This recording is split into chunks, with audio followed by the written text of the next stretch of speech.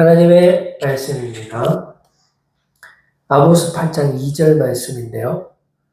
그가 말씀하시되 아모스야 네가 무엇을 보느냐 내가 이르되 여름과일 한 강줄이이다 하며 여호와께서 내게 이르시되 내 백성 이스라엘의 끝이 이르렀은즉 내가 다시는 그를 용서하지 아니하리니. 여름과일 강줄이 No More Game 이라는 제목으로 주님 주시는 은혜의 말씀 나누겠습니다.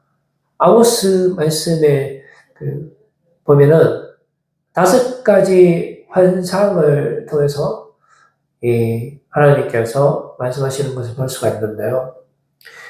오늘 본문 말씀에서 확인할 수 있는 이 환상은 여름 과일 광주리의 모습을 보여주시는 거거든요. 그런데 이것은 5개의 환상 중에 사실상 가장 거의 마지막에 있는 환상입니다. 4번째지만 5번째 환상이 성전의 기둥이 무너지는, 성전의 기둥을 파괴하는 환상이기 때문에 그거 빼면, 그러니까 멸망 바로 직전에 있는 환상 5번째 중에 마지막 끝물이라고 볼 수가 있습니다. 그런데 이게 하필이면 여름 과일이라는 거죠. 우리가 이 여름 과일은 너무나 먹음직스럽고 너무나 아름답고 또 풍성하고 달콤하고 좋은 거잖아요. 그런데 그 내면에 부정적인 의미도 같이 있다라는 것이죠. 긍정적인 의미는 우리가 수박이라든지 메론, 자몽, 가장 풍성함을 의미하고 또 영양분도 많이 주지만, 그런데 그게 빨리 썩습니다. 저도 과일을 상당히 좋아하는데요. 과일은 사자마자 먹어야 되거든요. 이게 한 3, 4일만 놔두면, 특별히 여름 과일은 안에 물이 많고 또 영양분이 많아서 그런지 더 빨리 부패돼요. 그러니까 빨리 먹어야 됩니다.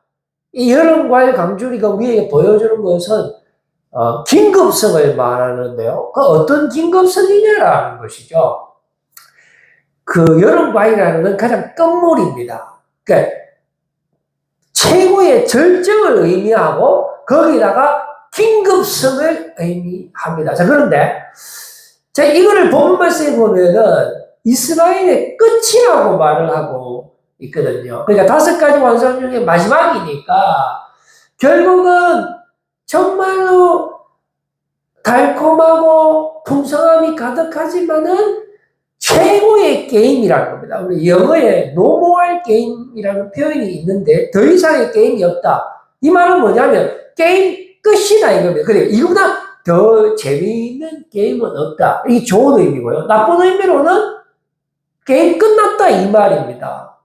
미국의 보이밴드 중에 지금 이제 좀 있으면 40년, 데뷔 40년을 앞두고 있는 세계에서 원조 보이밴드, 우리나라 BTS가 지금 제일 잘 나가잖아요. 그런데 그것의 시작은 미국의 뉴키즈 온더 블럭이라고 볼 수가 있어요. 그런데 이 뉴키즈 온더 블럭이 가장 잘 나갈 때, 소위 말해서 최고의 전성기 때 발표한 곡이 바로 그 유명한 No More Games예요. 그때 인기의 정점을 찍고 그때부터 계속 인기가 하락해서 아직도 있긴 있습니다만은 그 No More Games를 통해서 이거보다 더 좋은 곡은 없다. 이거 긍정적인 거고, 부정적인 의미로는 이거보다 더 나빠질 수는 없다 라는 것을 보여주고 있습니다. 그래서 오늘 본문 말씀에서 여름과의 강주이라는 것은 2가지 의미를 갖고 있죠. 실제로 이 당시에 아모스 선지자가 예언할 때 여로보암 2세가 통치했어요. 북쪽에. 남쪽에는 우시아가 통치했는데 다윗 솔로몬 시대를 제외하고는 가장 전성기 때입니다. 그런데 이 여로보암 2세의 통치가 끝나자마자 급격하게 나라가 기울다가 불과 20년, 30년 만에 멸망당하거든요. 그러니까 딱 맞는 거예요. 여름 과일 강주리의 모습과 북이스라엘의 모습, 그리고 마지막 시대를 살고 오늘날 우리들의 모습과 너무나 일치한다는 겁니다. 그래서 오늘날 우리가 이 말씀을 통해서 우리가 여름 과일이 아닌가 하는 것을 살펴볼 필요가 있습니다. 이스라엘 백성들이 아모스 거기에 내용에 보면 이런 내용이 있습니다. 월삭이 언제나 끝날까? 안식일이 좀 빨리 좀 끝났으면 좋겠는데 그 이유를 살펴보니까 이 예배가 빨리 끝나야지만 장사를 할 수 있거든요. 그 당시에는 안식일이나 월삭 때는 장사를 할 수가 없어요. 그런데 그 예배가 끝나기만을 기다렸습니다. 장사하려고. 자, 오늘 우리 지금 예배를 드리고 있죠. 우리의 마음은 어디가 있습니까? 세상에 가 있죠. 그러면서 빨리 예배를 끝나기를 바랍니다. 예배만 끝나면 바로 다른 사람으로 변신하죠. 예배 때는 하나님의 사람인 것처럼 거룩한 것처럼 그렇게 하나님 앞에 서 있지만 예배가 끝나고 우리의 일상으로 돌아가는 순간 마치 지케 박사와 하이드처럼 우리의 이중적인 모습이 여과없이 드러난다는 말이죠. 그러니까 여름과의 강주리를 보는 것 같잖아요. 정말로 보기에는 먹음직스럽고 아름답고 달콤한 거지만 한 잎이 보면 썩었기 때문에 그거보다 더 찜찜한 것은 없다라는 겁니다. 그래서 또 아모스에 보면 여러 가지 그 게임이 등장하는데 연속해서 5번의 게임, 그러니까 게임이라기보다는 우리 하나님의 경고의 말씀이 주어집니다. 첫 번째는 뭐냐면 양식에 대해서 경고를 하면서 너희들이 돌아올 것을 하나님께서 말씀하지만 이스라엘 백성들은 불순종합니다. 두 번째로 비를 더 이상 주지 않겠다. 그러니 너희가 이런 비와 늦은 비를 막기 위해서는 나에게 돌아오라. 내가 비의 주인이다. 바알이 비의 주인이 아니다라고 하시면서 두 번째 게임, 즉 경고를 우리에게 주셨지만 이스라엘 백성들은 여전히 돌아오지 않습니다. 그렇게 하자 세 번째, 좀 더 강도를 높여서 깐부기 경고를 했고 역시 돌아오지 않을 때에 연병의 경고를 했지만 여전히 돌아오지 않습니다. 이스라엘 백성들은 더 자극적이고 더 우리가 음식을 먹을 때 더 맛있는 걸 찾듯이 절대로 돌아오지 않을 때에 마지막 5번째 경고, 너희가 소돔과 고모라처럼 멸망을 당하게 될 것이다라는 경고의 마지막 그 노무할 게임들을 주님께서 보여주셨지만 그럼에도 불구하고 돌아오지 않을 때에 아모스 4장 12절 말씀에 드디어 심판의 말씀이 주어지는데요. 그러므로 이스라엘아, 내가 이와 같이 네게 행하리라. 내가 이것을 네게 행하리니 이스라엘아, 네, 하나님 만나기를 준비하라. 여기서 하나님을 만나기를 준비하라는 것은 좋은 의미가 아니고 하나님이 만나면 너희들을 끝장내겠다라는 거예요. 그러니 더 이상 게임은 하지 않겠다. 내가 너희들에게 5번 경고했잖아.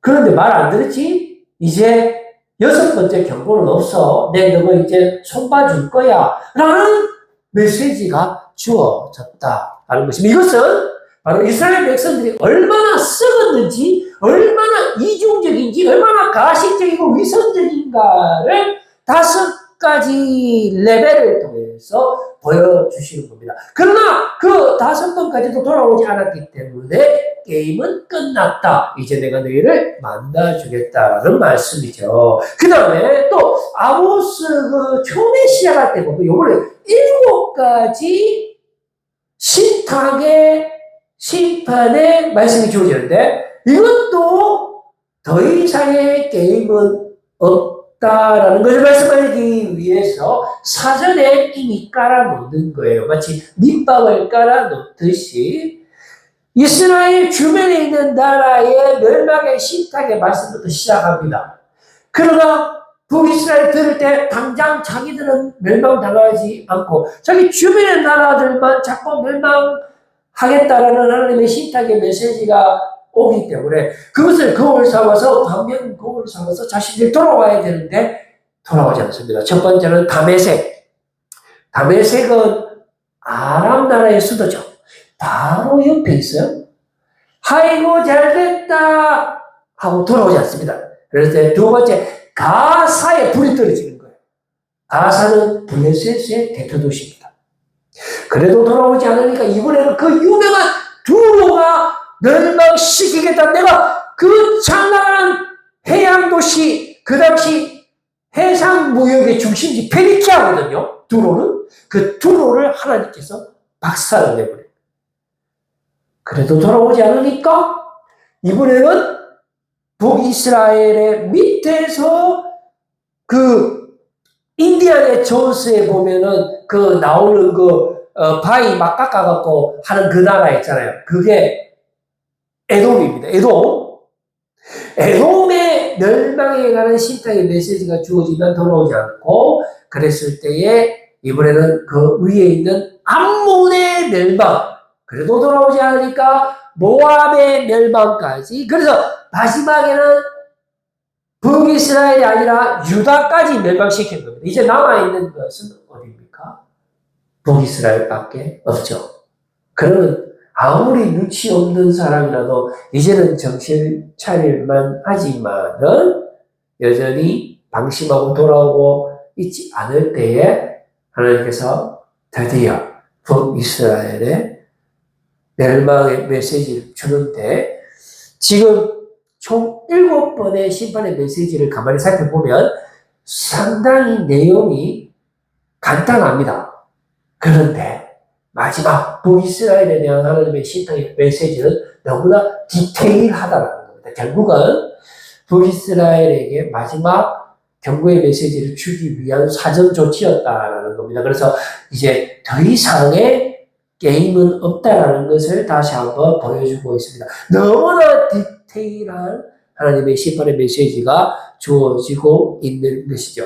우리가 악마는 디테일에 있다라는 말이 있습니다. 그러니까 이 악마라는 것이 자세히 봐야 되는 거예요. 그러니까 진짜 못된 사람은 대놓고 나쁜 짓을 안 합니다. 가면을 쓰고 착한 사람처럼 나오지만, 그러나 그 이면에 보면 정말 악한 의도가 숨어 있는 거. 그 사람이 진짜 악마죠.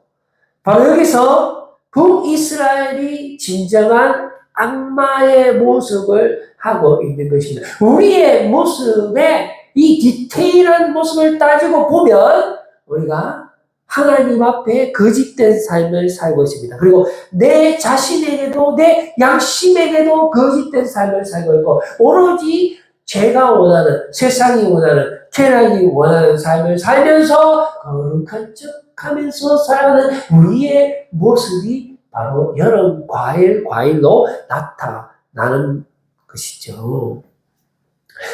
이스라엘 백성들이 성전에서 가난한 자의 옷을 깔고 누워 자면서 제사를 지내는 줄 알았는데 전부 다 음란한 짓을 하고 있어요. 가만히 보면 성전에서 제사하는 모습인데, 이 디테일한 것을 따지고 보면 그냥 누우면 추우니까 옷을 깔고 앉았는데, 그 옷을 돋보기로 보니까 그 사막 같은 환경에서 옷 한 벌밖에 없는 그 가난한 자의 그 옷을 뺏은 그 옷을 깔고 앉아 있는 거예요. 그리고 예배하는 줄 알았는데 그걸 보니까 예루살렘 북이스라엘의 그 베델의 그 성전에 보니까 여자 그 발에 있어갖고 음란한 얘기를 하는 거예요. 자기들은 예배라고 이야기하는데 이 디테일이 있다니까요. 우리가 예배를 드립니다. 근데 우리가 마음은 지금 어디가 있어요? 예배 빨리 끝나기를 바라잖아요. 이게 나쁜 거예요. 그 다음에 은을 받고 의인을 팔았다 했습니다. 그러니까 권력에 줄을 서고 가난한 사람과 정의보다는 돈과 권력을 더 좋아하는 모습이 우리의 모습이 아닌가 살펴봐야 됩니다. 그리고 나실인이 등장하는데 그 나실인에게 술을 제공하고요. 예언을 금지시켰습니다.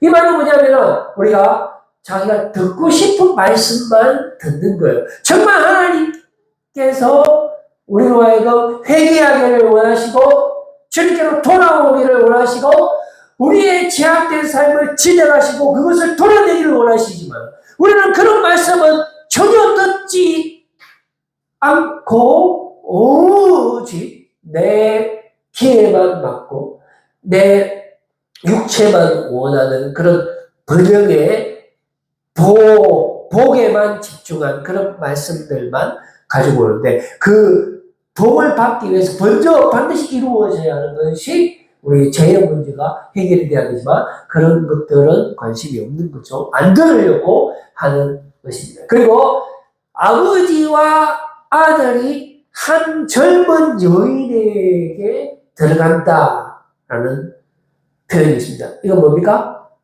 젊은 한 여자에게 아버지도 성적으로 관계하고 아들도 성적으로 관계하고 이게 지금 이스라엘 백성들이 보여주고 있는 악마의 모습이라는 겁니다. 그런데 이게 더 나쁜 것은 원래 율법에 의거하면은 아버지가 어떤 여인을 종으로 데리고 와서 같이 살게 되면 아버지가 결혼을 하든지 아니면 그 여인을 아들과 만나기 위해서 아들이 결혼하든지 해야 되는데 둘 다 결혼 안 하는 겁니다.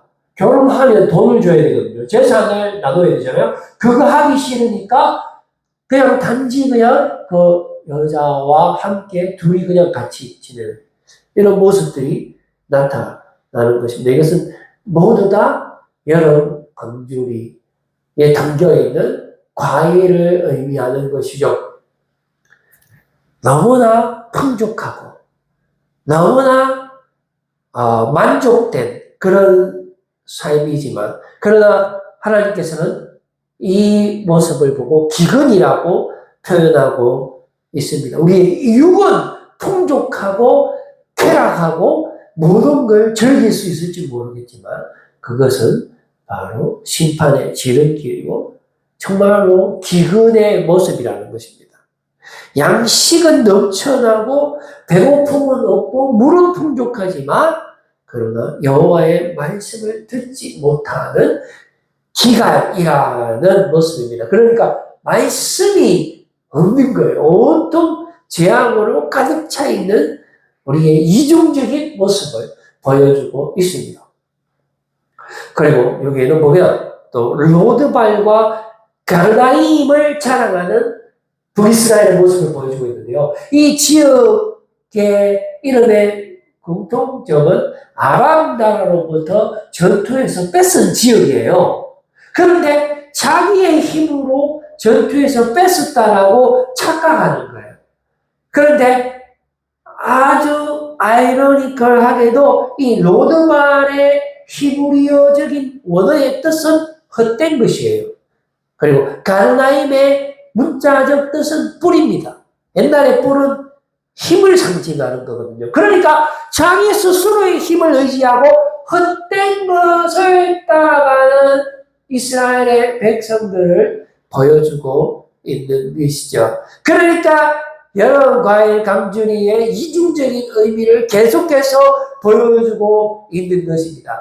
긍정적인 것은 자기들의 힘이 세고 그리고 그 힘을 통해서 온갖 육체적이고 물질적인 풍요를 누렸지만 그런 모든 것은 다 헛된 것이라는 것입니다. 모두 다 하나님을 배신하고 하나님을 속이고 내 자신을 속이면서 온통 죄의 지배를 당하는 그런 여러 과일 강준의 모습 마지막 이스라엘의 끝물을 보여줄 때에 우리 하나님께서 심판하는 것이고 그 심판은 그 누구도 피할 수 없게 되는 것입니다. 그럼에도 불구하고 이스라엘 백성들은 무섭게 표현하게 상하 침대에 누워서 상하로 만든 그 궁전에서 포도주를 대접에 따라서 마시면서 그 어떤 것인가 하지 않고 내가 가는 길이 바른 길이다. 예언을 금지시키고 하나님은 내 편이다. 하나님을 이용하고 내가 지금 성전이기 때문에 이 성전은 누구도 쳐들어올 수 없다. 내가 생각하는 길이 오히려 정답이다라고 하면서 하나님과 정반대의 길을 가면서 주님 나를 만나 주십시오 라고 외칠 때 우리 하나님께서 그래 내가 너를 만나 줄게 하면서 그대로 심판해버리는 실제로 북이스라엘은 아수르에게 불과 이 예언이 있고 난 20년, 30년 상간에 완전히 멸망을 당하게 된다는 것입니다. 그래서 No more games. 더 이상의 경고는 없다. 라는 것이 오늘 우리에게 주시는 말씀이 되겠습니다. 바산의 살찐 암소였어요. 우리가 살찐 암소 하면은 그것도 바산은 가장 풍족한 초원지대거든요. 이스라엘에서. 그런데 거기에 살찐 암소는 여성을 의미하는데, 그러면 뭐 통통한 살찐 여인, 그런데 그 당시에는 가장 이상적인 여인상이었다고 합니다. 그런데 그 모습은 정말로 화려하고 풍족하지만 바산의 살찐 암소가 의미하는 것은 모두 다 제약된 모습, 방탕한 모습, 가난한 아들에게 하고 남편을 이용하는 그런 북이스라엘의 부유층의 여인들을 의미하게 되는 것입니다. 그들은 절대로 우리를 멸망하지 않는다. 우리는 안전지대에 있다라고 하면서 하나님께로 돌아올 생각을 전혀 하지 않았습니다. 그래서 그들이 향한 곳은 베델로 가기를 원했고 길갈로 가기를 원했습니다. 베델은 단이 있는 것이에요. 여로보암 왕, 북이스라엘의 시작을 알리는 그 여로보암 왕이 성화지 우상을 만든 곳이 바로 베델이죠. 그들은 그 베델에서 하나님을 찬양한다라고 하면서 갔지만 그들이 숭배한 것은 하나님이 아니었어요. 물질이었고 바알이었고 금송아지였습니다. 거기서 매일같이 번제와 제물을 드렸지만 그리고 3일에 한 번씩 11조를 했지만 모두 다 헛된 것을 따라가는 겁니다. 바람을 따라가는 것이에요. 3일에 한 번씩 죄짓고 아침에 죄짓고 저녁에 죄짓고 차라리 그런 예배는 드리지 마라. 너희들이 죄를 지어나가거든 더 이상 기도하지 마라. 더 이상 예배하지 마라. 내가 너희의 모든 행위를 싫어한다라고 말씀하시는 것입니다. 그러면서도 오히려 주님의 날이 오기를 갈망을 하면서 아모스 5장 18절 말씀을 보니까 화 있을진저 여호와의 날을 사모하는 자여 했습니다. 정말로 특이하지 않습니까?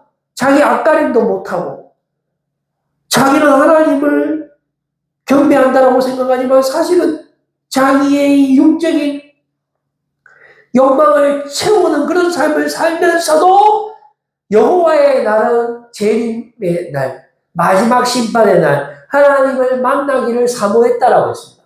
이런 사람들이 바로 시한부 총말론이에요. 휴거, 천년왕국, 신천지, 각종 이단에 있는 사람들 얼마나 열정을 가지고 종교생활을 합니까?